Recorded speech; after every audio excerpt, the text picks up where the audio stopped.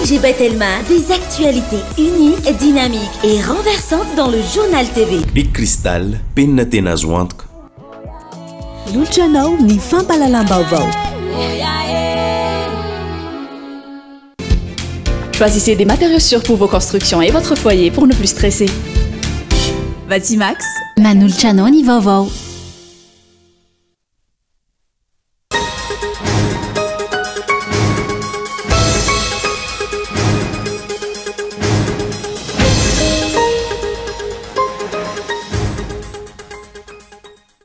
Tsy mijanona amin'ny andro iray ny tontolon'ny politika ary mivoatra manaraka ny fivoaran'ny fotoana. Tsy afa miala amin'izany ny sarambabem-bahoaka na eo aza ny filazana fa leon'ny politika maloto eto amintsika. Raha ny hita aloha dia efa resy lahatra sy tapa-kevitra ireo antoko politika nandray anjara fa ny fividianana ihany no lalana ahafahana mahazo fahefana. Raha ny afinafina hatramin'izay ireo mpangalabato sy mpanao osoka amin'ny fividianana. Ny baribary hitapoko hita-pirenena izany tamin'ny fividianana solombam-bahoaka farany teo. Mampanany ny seoriana kely raha mitazapotsiny ireny tranga ireny ny CENI sy ny HCC, hoy ny Amicale des Anciens CST sénateur de Madagascar. Famotehana ny kompania mpitaterana anabakabaka Madagascar Airlines Satrany no fanapa-kevitra raisy ny fanjakana sy ny mpitantana ity orinasa ity, hoy ny vondrin'ny mpamory eo anivon'ny Madagascar Airlines androany. Amono ity kompania mpitaterana ity ny fampidirana kompania vahiny sahana ny sidina anatiny, hoy ny fanambarana navoakan'izy ireo. Mitaky ny fanesorana ny chef de mention ao amin'ny faculté d'Aix ao anatin'ny 27 ora ireo mpianatra tsy afa-panadinana taona faha-efatra sy taona faha-5 amin'ny universitény Thomasina noho ny tsy fivoahan'ny valin'ny fitsarian'ny taratasy-panadinana izay nangatan'izy ireo ny fiandohan'ny volana Melasa teo. Any ivelany, meloky Donald Trump io no didina avoaka ny fitsarana Amerikanina mahakasika ny raharaha Stormy Daniels, mpilalao sarimihetsika mamoafady izay nitory ity filoha Amerikanina teo aloha ity. Tsy afa-po tamin'io adidy io ty farany ka nilaza ny hanao appel. Ny antsipirindreo ary.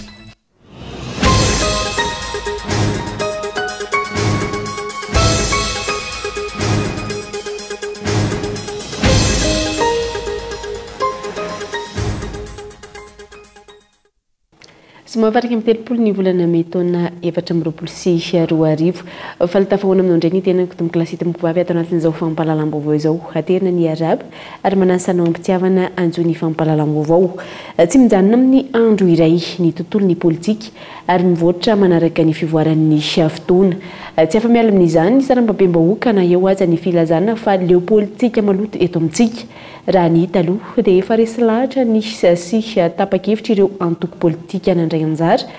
fa ny fividianana ihany no lalana ahafahana mahazo fahefana. Matoa an-datsoratra Gaëtan Andriasilafo. Fotoana iray nahitana ny fomba fiderin'ny vahoaka sy ny fomba fandraisan'ny politika eto amintsika iny fividianana solombavambahoaka farany teo iny. Narisika ve ny olom-pirenena ary nandray anjara mavitrika tamin'izany. Tena izay aso sy anatsara ny hoavin'ny taranaka mampara sy ny firenena malagasy ve no ny safidiana nandritra izany. Fanontaniana mipetraka ireo satria ny ampitso no amaritra ny hoavy sy ny fanovana ny tantara. Fanampin'izay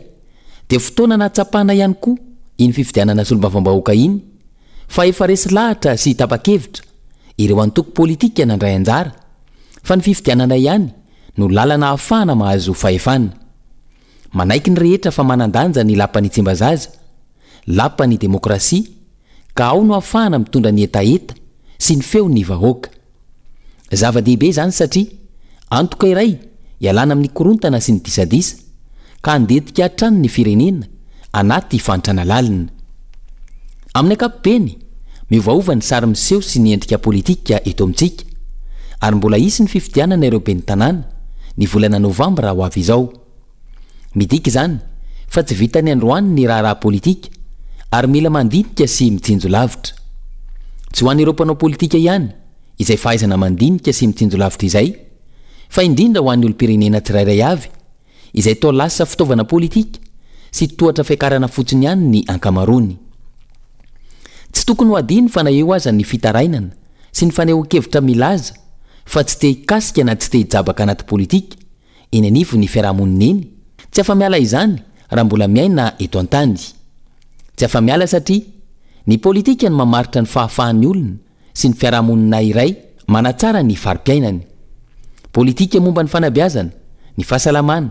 ny filaminana, ny toe-karena, hatramin'ny fivezivezena sy izay rehetra ilaina amin'ny fiainana andavanandro. Ny fananana politika mazava amin'ireo sehatra rehetra ireo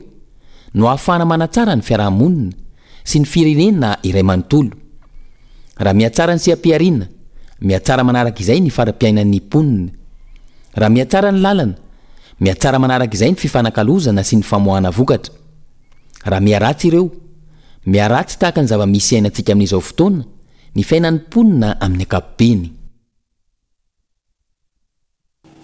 Farany afinafina hatr'izay ireo mpangalabato sy mpanao osoka amin'ny fifidianana ny baribary hitapoky hitapirenena izany tamin'ny fifidianana sy ny farany teo. Mampanahy ny iseho aoriana kely raha mitazapotsiny ireo tranga ireo lycénisy ny HCC hoy ny Amicale des Anciens CST et Sénateur de Madagascar. Oninasaina. Fifidianana manakaiky vahoaka mahasaroto ny eny fotony fifidianana sy olombava-bahoaka. Tsy nahoandreo tanana zatra mitsotra nefa zany hoy ny teo anivy ny Amicale des Anciens CST et Sénateur de Madagascar fa nahodikodina ny safidim-bahoaka. Ny fifidianana sy olombava-bahoaka ny alarobia izay nahitana fandikandalana ny baribary maro. Hitapoky hitapirenena fa betsaka foana zavatra tsy mazava. Betsaka ny zavatra azo atao hoe risoriso nataony akabeazan'ireo indrindrandreo amin'ny fitondrana zany. Ka mbola mampanary le izy satria raha reny vokatra reny jerena dia hita mihitsy hoe tsy tena le tokony ho endrika le valin'ny fifidianana no miseho. Ary ny atahorana koa ary dia hoe mbola mety itsy-mbadika indray iny satria raha ny teny le filoalefitry ny seny tena mampieritreritra mihitsy ny laza hoe mety tsy ho araky ny eritreritrareo izy na ny vokatra hitanareo ny zavatra hitranga rehefa tonga any amin'ny HCC ny valin'ny fifidianana. Zany rehetra zany raha tambatra dia mametraka foana ny aya. Tsy tenenina tsony moa reny trangatany majanga, navara-drano, tsimon-drano sy sisa reny mieny fa natao Antananarivo ary dia betsaka ny kandida taraina misy mahazo fandrahonana ho faty. Everiko angamba fa ao anatina tsy fitoniana tanteraka noho ny sehon'ireny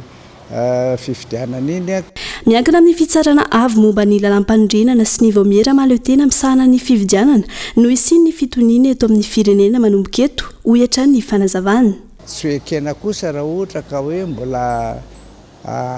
anao ny tsy tokony atao ny ao amin'ny fitondrana zany tokony anazy izy zany ny safidim-bahoaka. Fa raha tsy zany dia mety sanatria teraka zavatra tsy voafehy mihitsy ny tranga eo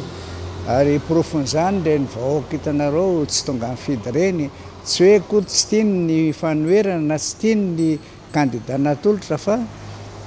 fatany fa hoe raha andatsaka vato zany zay ho very fotsiny vatonay satria tsy mahatoky ny CNIS ny HCC izy ary dia io izy io miseho taratra fa hatramin'izao dia mbola tsisy foana ny fanadihadiana mitrangana dia misy zavatra tratram-body omby zao ary le mpandehan-javatra. Efa nisy ny alabato, osika sy fandikandalana ny aloha sy nandritra ny androm-pifidianana. Taratra amin'ireny fa tsy hijanona hatreo ireo ty seza sy ty fahefana hoy hatrany ny fanazavana fa hitady ny fomba rehetra hibatana ny fandresena. Ny CNIS ny HCC ihany koa ankilany efa nampanany maro hatrany am-piandohana ka asa izay iseho amin'ireo distrika maro mafampana ankehitriny raha tsy ny safidim-bahoaka no ivoaka hoy hatrany Amicale des Anciens CST et Sénateur de Madagascar. Ina hiafara hatrany amin'ny saborivory sy etsy-bahoaka ny fikasana ny droba ny safidim-bahoaka hoy ny teo anivony vovonana firaisakina. Tsy tompony nantoka amin'ny tsy faneken'ny olom-pirenena ny voka-pifidianana izy ireo raha ny fanazavana hatrany. Mibaribary ireo tsy fanaran-dalàna sy endrika alabato ireo na eto andrenivohitra izany na any amin'ny faritra araka ny fanambarana izay nataon'izy ireo androany. Miova tsy kelikely ny voka-pifidianana tonga eny amin'ny CENI. Tsy mitovy ny vokatra isaky ny borao-pifidianana hoy ny teo anivony vovonana firaisan-kiny. Saika nahitanareo endrika fangalaram-bato ireo avokoa ny teto Antananarivo renivohitra hatrany amin'ny faritra toa ny Morondava sy Faratsiora ny fanazavana hatrany tsy anaikatra amin'ny farany araka izany izy ireo manoloana izany. Enareo kandida rehetrarehetra any amin'ny faritana any dia arao sara zany io resaka PV io fa eto izy mahavita reo hoe vao maika any amin'ny faritana ary etenenao fampitonenao koa dia hoe ina ny plan B zay angamba sy dia hoe iteno fa sany ety zany na ino avy na ino avy ary tokony atao aloaloha izy zavatra ty fa sy miandro hoe tonony fotsy dia hoe miandro ampitoniny sy miandro ampitoniny sony zahay zao sy miandro ampitoniny sony satria ty zavatra ty tena efa sy sony zavatra ataonary zareo zany mana mahita nareo le publication ndreo amin'ny réseaux sociaux reo dia izy resy le manao naresy ianareo indépendant io a mitovy mitolony sikany mitovy mitolony samby miao safidy olo fa ianareo koa neo asia koa satria izy tena sy sara misy tena résultat-ny fanovanany safidy-bahoaka sy famitenany demokrasia eto Madagasikara ny zava-misy ankehitriny raha ny fanazavana drany miantso ny olom-pirenena tsiraray anara-maso akaiky ny voka-pifidianana izy ireo ny fangalaram-bato tahaka izao izay ahina hiafara amin'izy zavorovoro ny volona fasikiny dia maniry hatrany ny lamina ny voka-pifidianana satria tsy isy azo tombony amin'izay sanatria isiny zavorovoro eo no ny tsy fanakena ny voka-pifidianana tsy ho tokony andraikitra kosa nefa izay amin'izay mety ho vokatry fandraisana andraikitry avy amin'ny vahoaka raha mitoy ny fiantsina sy ny fanahinina ataony ray izay tsy maty manota mikasa androba ny safidy-bahoaka tsy kena ny arabato raiso ny andraikitra arovy safidinao ny lalana fehizoro mifeny fifidianana no milaza amin'ny tokony isiny dika mitovy ny voka-pifidianana ho an'ireo kandida avy amin'ny SRMV janka izay tsy hita tahatra mazava ankehitriny isaky ny distrika miantso ny firaisamom-pirenena sy ny tompony andraikitra isan'ny tokony araka izany avy eo nivony vovonana firaisan-kiny mahakasika ny fifidianana sy mombamboaka izay hatrany dia manao ny fomba rehetra ny kandida mpanjakana azona ny fandresena na efa nanio ny safidy ny aza ny vahoaka malagasy ao amin'ny distrika ny Mahajanga voalohany hitadiavana ny fomba rehetra aniliana sy anatsemadiana ny voka-pifidianana ary mitazapotsiny ireo manam-pahefana hoy ny kandida Afakandro Christian raha matahory tsindry fandrahonana izay no mitranga rehefa tsy ny kandida mpanjakana no mandresy hoy ny kandida solombavambahoaka Mahajanga voalohany Afakandro Christian nisy ny fiandrasana ivelan'ny tobiny gendarmerie pirenena taorina ny fifamalina nisy taminay sy ireo kandida ireo dia natonga andreo andiana sécurité betsaka eo amin'ny telopolo lahy eo miamby andeha tanora eo amin'ny 4 roa eo zay ny andry ahy moa zany dia nisy ny fikasian-tanana zay natao ahy zay namparatra ny vavako sy ny tanako sy ireo daroko maro isan-karazany dia iny efa nandraisanay an-tanana raisinay an-tanana tanteraka ny fikarakarana zavatra rehetra tao makasika an'iny satria zay tsy nipetrapotsiny manoloana nireny menace de mort sy ny fikasian-tanana natao amin'ny tenanay ka izany rehetrarehetra zany dia anairana mpitandro filaminana satria tao masony mpitandro filaminana no nisy ny daroka zay nahazo ahy natao nireo olona zay meritreritra fa amboniny lalàna amin'ity tanàna ty eto ka afaka manao zay teny atao mitazapotsiny ihany koa ireo manam-pahefana isan'ny tokony manoloana izay trangana fandikan-dalàna ataon'ireo kandida tsy mahazaka resy izay hoyatra ny fanazavana eto zahay dia mametraka fitarainana ihany koa amin'ireo mpitandro filaminana tao anatin'ny fifidianana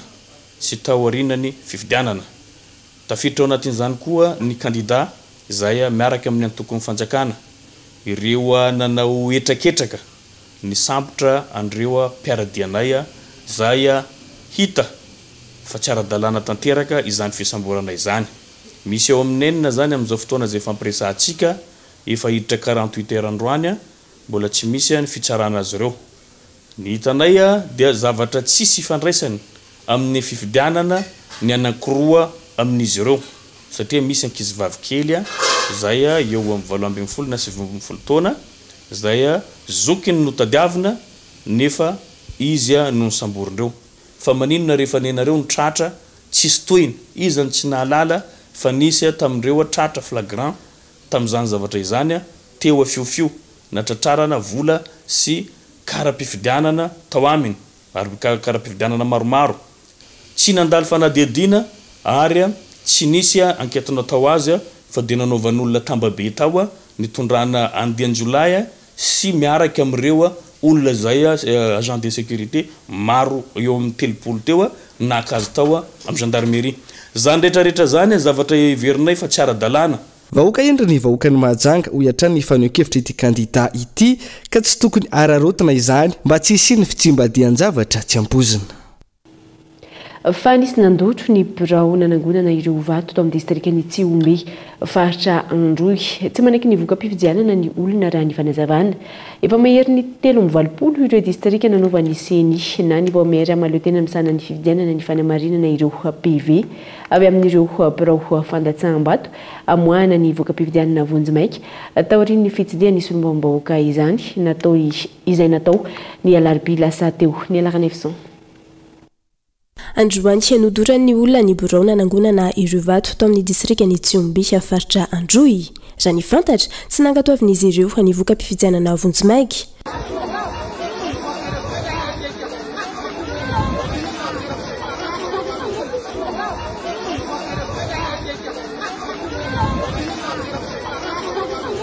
mbola andrasana ny toy ny jerara ity akoatra izay mahery ny 320 ireo distrika efa natafiakatra vokatra na ny PV hanovany senina ny voametra maleo tena misana ny fifidianana ny fanamariana amin'izao aka amoana ny vokatra Vonjimaika taorian'ny fifidianana raha ireo distrika eto Antananarivo efa nirosony senisha ny famoana ny vokatra Vonjimaika ka ny kandida natolotry ny firasakina no saika metana ny laharana voalohany amin'ny ankapobeny efa misy akoatra izany ny vokatra avy amin'ny distrika ny Andramasina faritra Antananarivo ka ny kandida ny Irmar no fametana ny laharana voalohany atreto efa natafiakatra vokatra ihany koa ny atao amin'ny faritra Vakinakaratra izay eo anelanela ny 5 hatramin'ny 20 isanjato izany amin'izao izany hoe ny PV avy amin'ireo birao fandatsaham-bato efa voamarina nanova ny senisha ny vokatra Vonjimaika ka ny kandida natolotry ny firasakina no saika metana ny laharana voalohany amin'izy ireo efa natafiakatra vokatra ihany koa ankilany ny eto amin'ny faritra Itasy izay mbola avy amin'ny distrika miisa 2 isan'izany ny ao Miarinarivo sy ny ao Soavinandriana izay mbola eo anelanelany ny 10 isanjato ny PV avy any amin'ny birao fandatsaham-bato voamarina nanovana ny vokatra Vonjimaika efa natafiakatra vokatra ihany koa ankilany ny eto amin'ny faritra Antsimo Antsinanana Fitovinany Otomatsiatra Yorombe Vatovavy Boeny Diana Sava Menabe Antsimo Andrefana Anosy Androy Betsiboka ary Sofia tokony hatsaraina ny lalàna mifehy ny fifidianana eto Madagasikara ho ireo mpanaramaso ny fifidianana avy any ivelany raha nanao tatitra tagnomabe mikasika izany androany ireto fariny izay nanamafy ihany koa fa nilamina tamin'ny ankapobeny ny fifidianana solombavam-bahoaka farany teo fanadihadiana androany niroso tamin'ny tatitra tambabe momba ny asa fanarahamaso ny fifidianana nataon'izy ireo nandritra iny fifidianana solombavam-bahoaka iny ny vondrona Sadek ny fikambanana iraisam-pirenena momba ny frankophonia ny Komeza ary ny vondrona Afrikana nilamina ho izy ireo ny fanomanana sy ny fiatrehana ny fifidianana nanamafy izy ireo fa mijery manadiady manaramaso ary manao tatitra sy mety mandrosososo-kevitra ihany ny mpanaramaso ny fifidianana fa anjaran'ny malagasy no mifandamina isan'izany ohatra ny tokony ametrahana mazava anatin'ny lalàna ny fetra farany ambony amin'ny vola azon'ny kandida tsirairay avy ampiasaina eo ihany koa ny atao amin'ireo kandida mba hanaraka izay voatondrony lalàna raha misy fitarainana natao mikasika ny fifidianana sy ny voka-pifidianana Il serait donc judicieux de penser à intégrer tsara sy ankasitrana ny ampidirana anatin'ny lalàna mifehy ny fifidianana ny fetra farany ambony amin'ny fandaniana sy izay mifandraika amin'izany no ahafana mampitovy leta ny kandida tsirairay avy mise à disposition à cet effet pour tous les candidats na izany tsy ampianovana tatitra mikasika ny fifidianana ny fotoana 2 andro aorian'ny androm-pifidianana raha ny faneho-kevitra voaray antony tsy afa-miala amin'ny zotra-pifidianana ny fotoana mialoha mandritra ary aorian'ny fifidianana hisy fiatraikany any amin'ny tatitra izany fitarainana sy zavatra rehetra mety mbola hipoitra avy any amin'ny birao-pifidianana lavitra sy avy any amin'ny faritany rehetra zany izay tsy tratra nyreto mpanaramaso reto zany zavatra zany tokony ho hitany anatin'ilay tatitra mba ahafahana tena milaza izay tokony ho fehiny lay tatitra nandritra lay vanim-potoana ny fifidianana ray manontolo fa ny zava-misy enontsika androany zany zao vita ny andro fifidianana fakomaly dia manao tatitra tsy mahalaza zay zava-nisy any amin'ny faritany rehetra kory ireo mpanaramaso zay moa no ataontsika hoe fomba fiasany a tsy fanomezantsila izy fa fanontaniana ny napetraka raha ny filazany raha maria antsika teo dia hatrany ampiandohana izy telo tonta zay niresaka dia nilaza fa fanasana avy amin'ny gouvernement tany natongavany eto a mety ho zay ngamba zany no fepetra ny fanaovany tamin'ny mpanasa fa ho anay mpandray anjara amin'ny fifidianana dia mahita hoe mbola tsy tapitra le vanim-potoana fifidianana le zavatra rehetrarehetra mbola hitranga tokony mbola tafitra ao anaty tatitra daholo andrasantsika raha mbola misy tena tovana marany zay tatitra zay rehefa avy eo jaivina hatrany nilaza ireto mpanaramaso fifidianana avy any ivelany ireto fa mbola isy ny tatitra ofisialy ataon'izy ireo mikasika ity fifidianana ity izany mikasika ny fifidianana fa lafim-baovao afatanteraka dia famotehana ny kompania mpitaterana nabakabaka Madagascar Airlines ny fanapa-kevitra raisin'ny fanjakana sy ny mpitatana ity orinasa ity hoy ny vondron'ny mpanamory eo anivon'ny Madagascar Airlines androany amono ity kompania pirenena ity ny fampidirana kompania vahiny isahana ny sidina anatiny hoy ny fanambarana navoakan'izy ireo namoaka fanambarana androany ny vondron'ireo mpanamory fiaramanidina eo anivon'ny kompania mpitaterana nabakabaka Madagascar Airlines marina izy ireo amin'izany fa mamono ity kompania ity hatrany ny fanapa-kevitra raisin'ny ministeran'ny fitaterana kivy malahelo ary miayama ny lohana ny fepetra raisin'ny ity ministeram-pia ity ireo mpanamory raha vaolana aminjena anarenana ny fatiantoka ity kompania ity no andraindraina amin'ny fanjakana sy ny mpitatana ny kompania ny mifanohitra amin'izay hatrany no mitranga hoy ny vondron'ireo mpanamory fiaramanidina loza miatra ary amono tanteraka ity kompania ity ny fanapa-kevitra amin'ny fanomezana lalana kompania vahiny CMR isahana ny sidina anatiny manomboka ny farany herinandro zao amin'ny fanofana ilay fiaramanidina Q400 mandritra ny volana jona sy ny volana jolay volana vitsy lasa izay tsy ahivina araka ity fanambarana ity naatony mpitantana ny Madagascar Airlines ny sidina iraisam-pirenena ary izao amafisiny izao indray izay fampienana fanafonana ny vola miditra amin'ity orinasa ity izay ka amelana kompania mpitaterana nabakabaka vahiny isitraka ny tsena Madagascar Airlines izay efa ambavahonan'ny fahafatesana tanteraka ankehitriny ankoatra ireo fanapa-kevitra tsy ampihevera nefa noraisin'ny mpitondra nanatevina ny fatiantoka ihany koa ny nanakaramana volona be ireo tompony andraikitra samihafa izay sady tsy nahafeno tsy nahavita ny iraka nampanovina azy ilaina ho ny vondron'ireo mpanamory fiaramanidina eo anivon'ny Madagascar Airlines ny fijerena sy fandiniana ary ny fandaminana indray ireo mpiandraikitra ity kompania mpitaterana nabakabaka ity mba hifanaraka amin'ny karama aloha amin'izy ireo ny vokatra azon'ny orinasa ankoatra ireo hiditra amin'ny fotoana mahabetsaka ny mpizantanana ny haute saison itsika ny volana jona izao fepetra hitan'ny tale général-ny Madagascar Airlines ny fakana fiaramanidina ilay atao hoe avion en total location avec équipage ny tale général tena ny any anefa no nilaza fa tsy azahoana tombony izany antony nanajanonana ny sidina iraisam-pirenena fiaramanidina iray no amperinasa ankehitriny raha ny fanazavana voaray noho ireo fanapa-kevitra no raisy ny tale général ny Madagascar Airlines ilay fiaramanidina ATR 72600 iray izay efa naverina tamin'ny tompony ny volana martsa lasa teo ary tsy nahitana solo ny mandrakandroany ankoatra io ilay ATR 72600 faharoa hiato tsy ho ela ihany noho ny fahosan'ny train d'atterrissage ity fahavoazan'ny 5R EGB ity izay efa fantatry ny tale général sy ireo mpiara-miasa aminy efa antonany maro raha nitatitra hatrany ary ho averina amin'ny tompony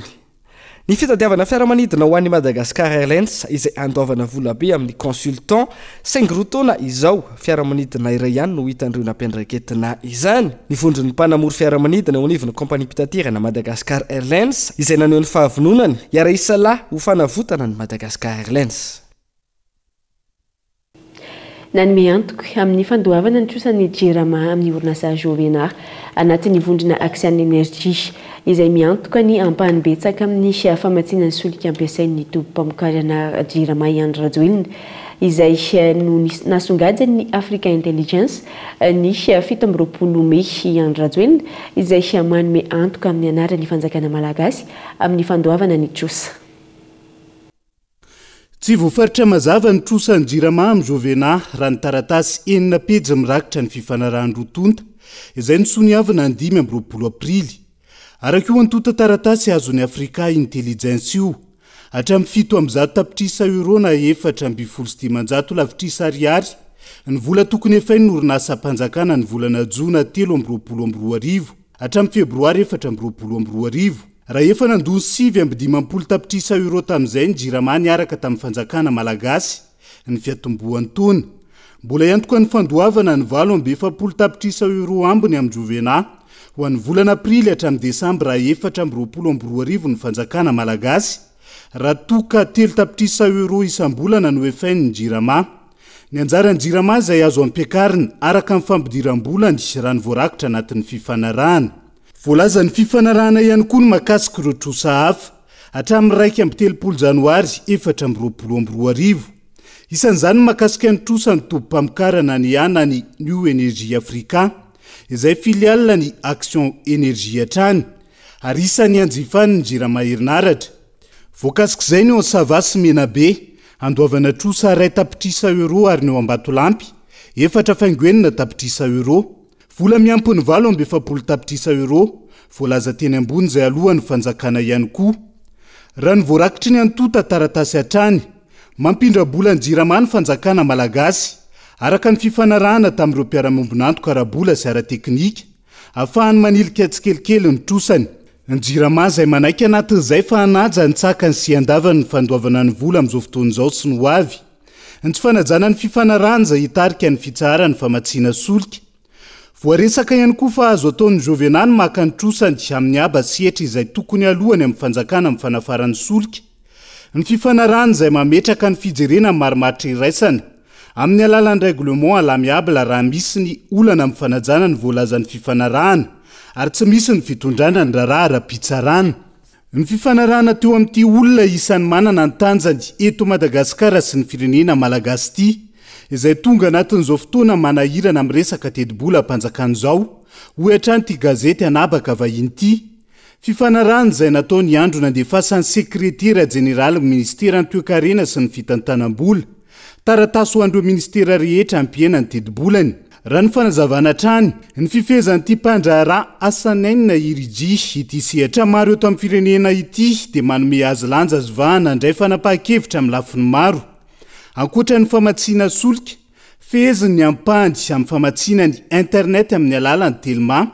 eo ihany koa ny BNI na Banque Nationale de l'Industrie ny vola ampiasain'ity mpandraharaha misehatra amin'ny firenena maro maneran-tany ity izay manandrika ny $2,5 ny taona 2022 Ny Tomasina dia mitaky ny fanesorana ny chef de mention ao amin'ny faculté d'Aix ao anatin'ny 270 ora ireo mpianatra sy afa-panadinana taona faefatra sy taona fahadimy ao amin'ny universitény Tomasina noho ny tsy fivoahan'ny valin'ny fitsariana ny taratasy-panadinana izay nangatan'izy ireo ny fiandohan'ny volana May lasa teo. Irinora Zafimanana, Kolo Tomasina. Mitaky ny anesorana ny chef de mention ao amin'ny faculté d'Aix eto amin'ny université ny Barikadimy ireo mpianatra taona faefatra sy taona fahadimy izay tsy afa-panadinana ka nanao fitakina ao amin'ny fitsirihana ny taratasy-panadinana sy ny fampitahana ny noty amin'ny voka-panadinana nandritra ny adina farany teo ny tao-pianarana 2022 nisy ny fanodikodinana ny valim-panadinana raha ny fitarainany ireto mpianatra ireto araka ny prof izay efa eo ampialatanan'izy ireo izay efa niotaterina teto amin'ny fampahalalam-baovao ny Ekolo TVFM ny andro ny fafitony volana May lasa teo fa saingy tsy mbola nahitambokany izany fa ela zegny zahay niandry solution amin'ny makasika problème anay jusque niany mbola tsisy vaovao azonay ka zegny no antony nanaovanay fanambarana zao ka eto zahay mangataka aminareo maventy hagnala ny olo tsy compétent amin'ilay asany ny olo corrompu zegny hoe alors ka amboaky résultat o vérifier aloha fa tsy résultat miboaky zay vao vérification corrompu ny olo tsy mahafaka ampahafahy miaramila raiky tsy mahatara sambo ndaty raiky avao hangelengeleny université manontolo tidika zay le zao chef de mention gestion no olana eto corrompu incompétent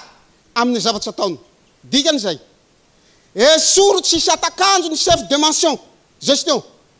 tsy lahy ety chef de mention tsony satria ino ny atony ity soratra vanjavanja be ity agnarany chef de mention nay dorien agnarany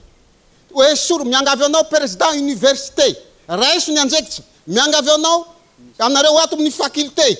raisina ndraikitra miangavy anareo ao amin'ny présidence raisina ndraikitsy nareo anareo ao ministère raisina ndraikitsy nareo 72 heures menay raha tsy voavaha io miala tsiny miala fonjo fa ho hitareo raha tao ay ny aika ary nanaiky ny teo anivo ny fiadidiny ny université ny Tomasina fa irosoana avy hatrany ny fitsirehana sy ny fampitahana ireo taratasy-panadinana sy ny voka-panadinana taoriny ny fanabarana an-gazety nataony ireto mpianatra ireto fa saingy tsy teo anatrehany isolotena ireo mpianatra izany mikasika an'ilay biscuitage ny biscuitage natao ary tegna nataonjare le izy fa kosa ny fangatahanay en présence ny mpianatra ny mpampianatra ary ny osia zay ny tenenjare tsy zay nefa ny zava-nisy fa zareo mpampianatra miaraka amin'ilay osie ary mbola niaraka tamin'ilay chef de mention izay efa corrompu any le izy tsy tam présence ny anika mbola tsy miayafana zay zay amin'izay résultat zay voaka eo satria tsy am présence ny le izy ny raha misy zany de zao ny chef de mention nay zany gnisany tsy olagna ny misy akato mention gestion satria ny antony raha vao niboaka ny olagna igny de nangataka fangazavagna taminazy zay nefa tsy azo fampiresahagna izy fa raha ino fois zany ny vao magnazava raha aminazy de fampiroroagna raha misy hoe fantako kodazinareo hoe hitanareo naovako anareo raha vao tonga amin'ny doyen zany fampiroroagna tany aminay nefa amin'ny mampampianatra mpagnabe azy tsy tokony ho zay zany zava-misy tsy tokony hoe ndeha atatro azy zany zay fa nefa noho ny fampiroroagna misy zany tsy afaka magnazava raha aminazy zany zay eto zany zay mangataka mba andraisany anare andraikitra mikasika zay zavatra zay fa agnisan'ny marary ny mention gestion ato barika dimy raha zao ny zava-misy raha niresaka mandeha hitondra rivo-baovao eo amin'ny fikirakirana ny fanadinana rehetra ato anatin'ny université ny Tomasina izao etsika izao raha toka mahomby ny fitakina nataon'ireto mpianatra ireto tsy ary mbola nisy ny etsika fanairana tahaka izao hatramin'ny niseny université mpanjakana teto Tomasina fa manolona ny loza miatra vokatry ny fampiteny ny tontolo iainana ilaina ny famindronana ny hery manaitra ny hery-velona rehetra ny manao zava-dehibe ny fiarovana ny tontolo iainana ny etsika Madagasikara ary ho asa izy vokatra sapaitanana fa tsy kabary ambola tabatra ihany fikortanan'ny toetrandro rivotoza mahery vaika aintany tondra-drano isan'ireo loza efa iainan'ny Madagasikara vokatry ny fampitehan'ny tontolo iainana misy fa tsy ampy ny ezaka ataon'ireo mpiantsehatra sy fikambanana isan'ny tokony ary tsy mirindra ihany koa hoy ny fomba fijery ny firaisamonim-pirenena antony nananganana ny Aody Gasikarako ny Aody le Aody sady teny gasy no teny frantsay zany hoe mandondony Aody mandondony Aody manaitra sy miantso ny mpisehatra rehetrarehetra mba hanambatra hery mba hifankahita aloha zareo voalohany indrindra afahana manambatra ny hery sy ny zavatra rehetrarehetra atao mba ampahomby kokoa an'izay fiarovana ny tontolo iainana izay ary indrindra ahitany tsirairay avy any anjara biriky tokony raisiny ao anatin'izany fiarovana ny tontolo iainana izany de ao aorianan'ity etsika ity zany zany hoe santatra zany ty hoe ampivondronana rehetrarehetra fa ao aorianan'ny etsika zany de mba ahafahana manao etsika iraisana sy mafy kokoa ny zavatra rehetrarehetra efa ataony tsirairay avy mety hoe ny mpandrahara eto atoerana afaka mahita fiaramiasa miaraka amin'ireo mpiombinantoka lehibe mba hampandroso kokoa ny etsika izay efa ataony satria efa hitatsika fa efa mianjady mantsiny fa tsy hoe loza tatao itsony zany manjoan'ny tontolo iainantsika izany de efa ny etsika zany zao any tena tokony atao zany hoe manetsika sy manainga ny olona etsika sy manosika te zany ny antony Madagasikara satria hoe mba hanentana ny olona fa mba hanentana ny olona makany amin'le etsika sy fandraisana anjara ao anatin'izay fikajiana ny tontolo iainana izay misy ny orinasa manome aina avao ireo taratasy efa niasa Ecobac c'est une association fikambanana iray manangona maimaim-pona ireo taratasy efa niasiny anivon'ny orinasa sy any antokantranony Ecobat avy eo ireo taratasy ireo omenay orinasa anodina izany ho lasa papier hygiénique raha ny tarehy marika nanomboka ny volana janoary 2024 200 taona ny taratasy efa niasa voangonay izay nahafahana namokatra balana papier hygiénique miisa 2 alina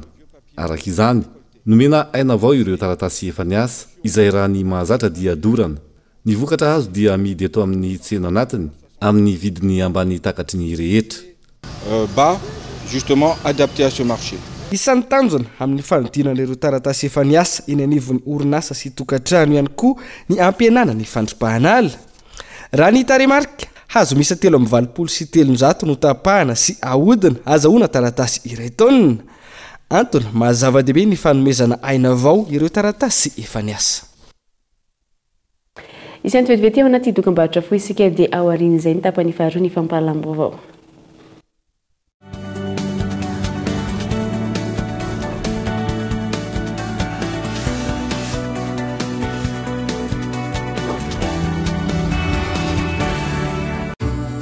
Investissons ensemble pour un monde plus vert. L'Alliance française d'Antananarivo et Telma vous présente le Festival des initiatives vertes. Les 31 mai et 1er juin à l'AFT Andavamam. Au programme des visites de stands d'exposition, des ventes de fleurs pour embellir au jardin, des ateliers et conférences et diverses animations. Alors, rendez-vous à l'Alliance française d'Andavamam les 31 mai et 1er juin pour le Festival des initiatives vertes. Venez nombreux, l'entrée est gratuite.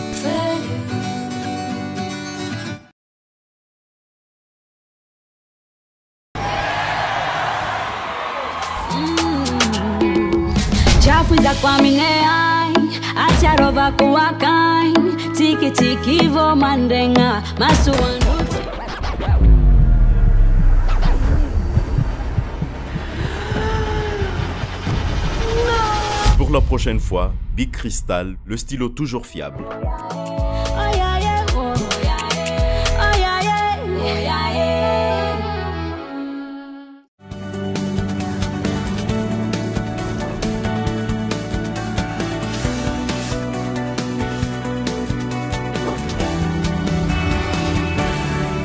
Taveneta amin'ny tapany faharoa fampahalalam-baovao manasana ao an-trany anaraka anomboantsika izay tapany faharoa izay ary dia mitombo isan-taona ireo olona maty vokatry ny fihinanana paraky sy ny fifohana sigara raha ny eto Madagasikara. Atao anatin'izay 3 taona lasa izay hoy teo anivon'ny Centre Cure Arwain nandritra ny fankalazana ny andro maneran-tany tsy ikitiana sigara sy paraky. Lohalarana ny tokony hijerena ny fepetra isorohana ireo ankizy sy tanora mandray ity zava-mahadomelina ity ahafahana mampiena ny voka-dratsy raha ny fanazavana. Manodidina ny 390 isa isan-taona ireo olona maty eto Madagasikara vokatry ny fifohana sigara raha ny taremarika farany avy amin'ny OMS na ny fikambanana iraisam-pirenena momba ny fahasalamana ny taona 2022. Lehilahy avokoa ny 27.7 isan-jaton'izany raha toka 4.4 isan-jaton'ny vehivavy. Ankilany ny fifohana sigara ny vavahady voalohany anambohan'ireo tanora amin'ny andrana amin'ny fifohana zava-mahadomelina raha ny nambara mpitsabo eo anivon'ny Centre Cure Arwain Androany ka antony tokony anamafisana ny fanetanana. Amin'izao fotoana izao dia tena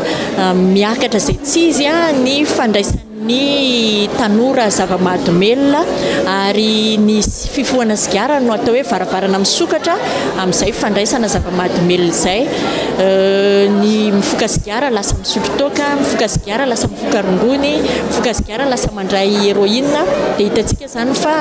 tena zava-dehibe ny fanentanana ny ankizy ny amin'izay andro iraisam-pirenena tsy hifohana sigara izay. Andro ny mariana androany fa ny tena tanjona dia hoe hiena arak'izay tsy izy ny ankizy na ny zatovo tafiditra ao anatin'ny gejany zava-mahadomelina. Maro ny aretina azo avy amin'ny fifohana sigara raha ny nambara ny mpitsabo ity hatrany manomboka amin'ny aretin'ny fitaovam-pisefona ny fiandohany hatramin'ny fahafatesany. Ny fifohana sigara dia mazava loatra fa misy ny aretina maro isan-karazany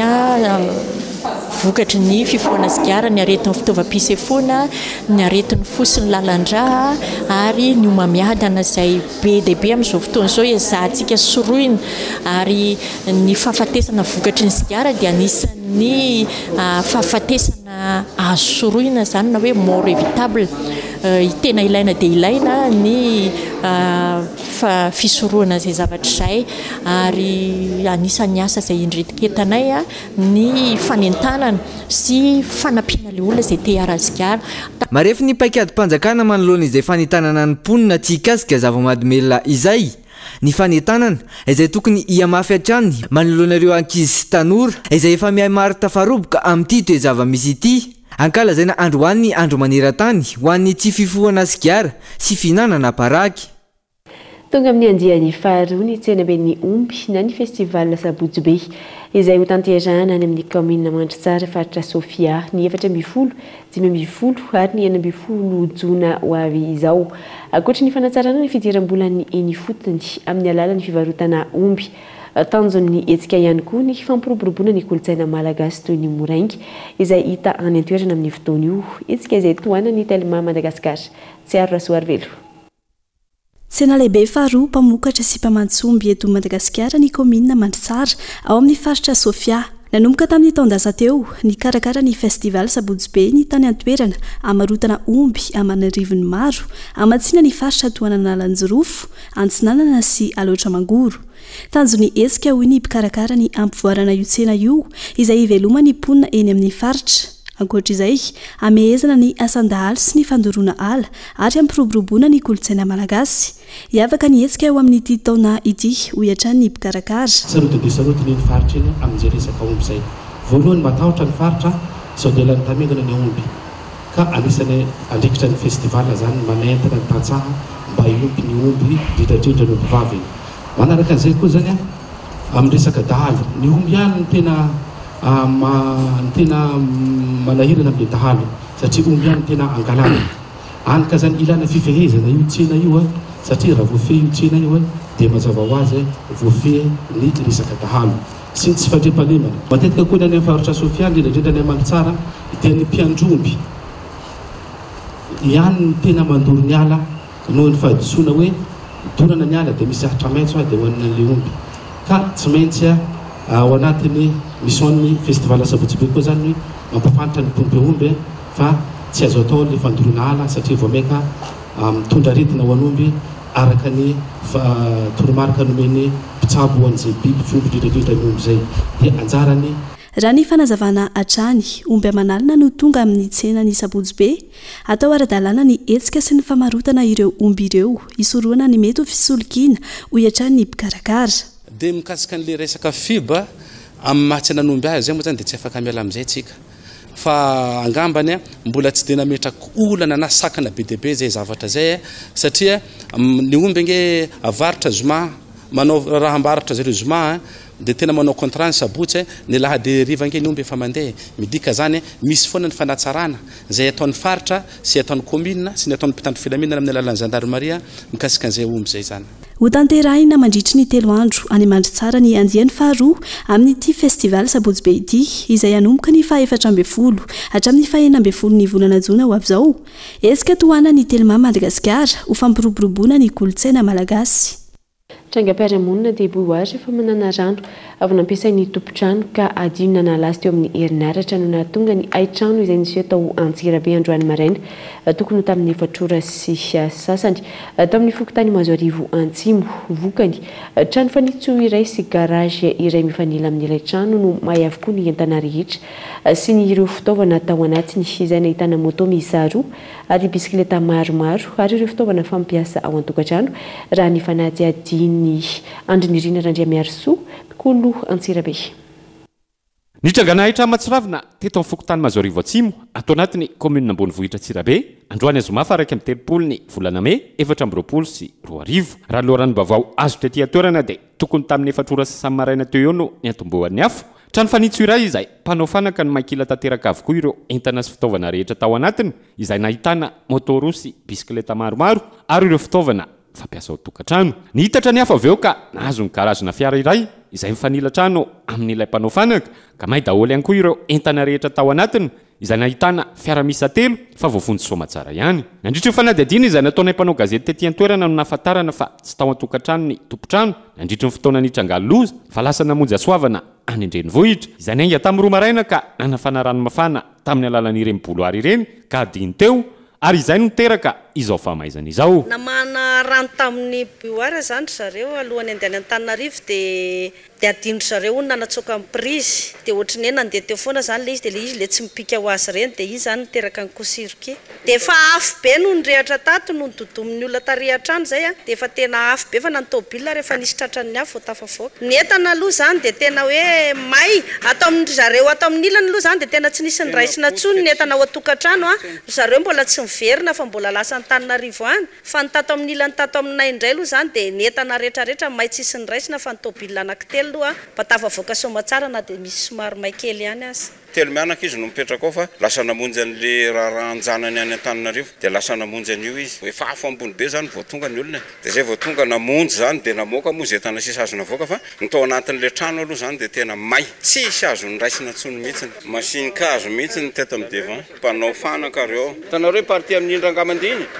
iny zany tany may le trano aneny may tao amin'le trano may fa rehefa tonga moa zany ny olona dia voavontsy foana le taty aloha zany tonga dia navoaka reto masinina reo fiaramety amin'ny fokon'olona tetỳ toerana sy ireo mpamonjy voana avy eto Antsirabe no nahafahana ny feny afo ary naharitra ora roa mahery teo eo izany raha ny fanazavana namezana ny afo zany dia tonga amin'ny pompier dia nanampy andro zareo naka amin'ny pompier tena amin'ny région koa zahay dia tonga teo pompier anankitelo namoniny afo makasitraka makatelona fiarahamonina fa tena mipetraka tokoa ny hoe vohikava mahatratra dia isorana lehibe dia lehibe daholo fa nanao nentso zavatra daholo teto mahitao daholo ny fitaovana fitondra makany amin'ny chantier reny dia misy varavarana alu may ny père vibrateur vitrine alu reny may fitaovana mandeha any amin'ny chantier reny zany betsaka ny zavatra mahitao tena raha ny anay aloha zao vinanina eo atao hoe tsy latsaka any amin'ny fitapitrisany anay ny zavatra may eo araka izany dia manao antsova amin'ireo malala tanana sy ireo tompona ndraikitra eto amin'ny tanàna Antsirabe ireto fianakaviana izay miarambony ireto mba hijerevana manokana azy ireo manoloana izao loza izay seho tapaka teto amin'ny fokotany Mazoarivo Atsimo atao anatiny commune ambony vohitra Antsirabe izao ny antsova aloha zany dia mba manao ihany zay am'izay mba mety malala tanana satria tena rava tanteraka tsisy dia akanjon'izy telo mianaka nandeha any zany no any fa nitatona ny dossier ninina jiaby potika daholo tsisy ninina azo niraisina raha mohatra ve moa mba misy ny azo atao zay zany ny zava-misy mba manao antsovonjy ihany zay satria tena zavatra tsy nampozina amin'ny maresaka avy any ivelany dia meloka i Donald Trump io no didina avoaka ny fitsarana amerikanina mahakasika ny raharaha Stormy Daniels mpilalao sarimihetsika mamoafady izay nitory ity filoha amerikanina teo aloha ity tsy afa-po amin'ny ity farany ka nilaza ny ampiakatra ny raharaha fanampanazavany amin'ny sary France 24 était reconnu coupable des 34 chefs d'accusation qui pesaient contre lui dans l'affaire Stormy Daniels. Namoaka didiny fitsarana amerikanina izay manameloko Donald Trump filoha amerikanina teo aloha ary nanameloko azy mahakasika ilay raharaha Stormy Daniels mpilalao sarimihetsika mamofady izay fantatra fa notambazan'ity filoha amerikanina teo aloha ity vola hotakalo ny fahanginany nandritra ny fotoana nitondrany tsy fady amin'ny didy io ny pomba ity farany ka efa herinandro izao nidina an-dalambe no fihetsiketsehana fa mianana Donald Trump tsy irotsaka amin'ny fividianana filoham-pirenena any États-Unis araka ny favinany io hoy ireo mpiaradia aminy tsy afa-po tamin'ity didy manameloko azy ity ihany koa i Donald Trump ka nilaza ny ampiakatra ny raharaha tsy ahivina raharaha maro no anenjehana ity filoha amerikanina teo aloha ity isan'izany ny fampiasana taratasy osoka ny fitazomana tsy ambaratelo ny Maison Blanche izay mbola andrasana avokoa ny daty mpitsaran'ireo amin'ny volana Jolay izao kosa no fantatra fa ivoaka ny sazy ho an'ity raharaha Stormy Daniels ity dia zay indray tompoko lasy tompoko vavy no marana ny fampalalamba voa tamin'ity alina ity isorana feny ianao nanjo izany hatramin'ny farany mametraka ny mandra-piona mba amin'ny manaraka indray filma atavoko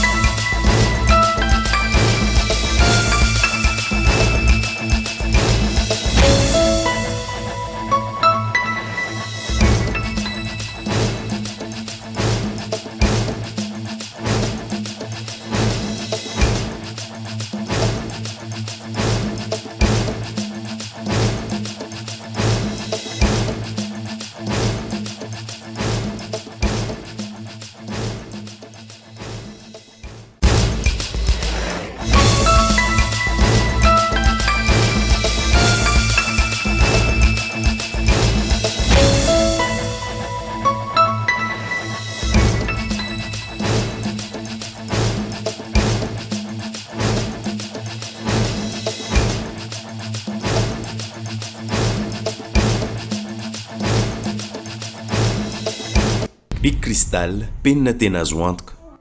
Vous a présenté Mivava.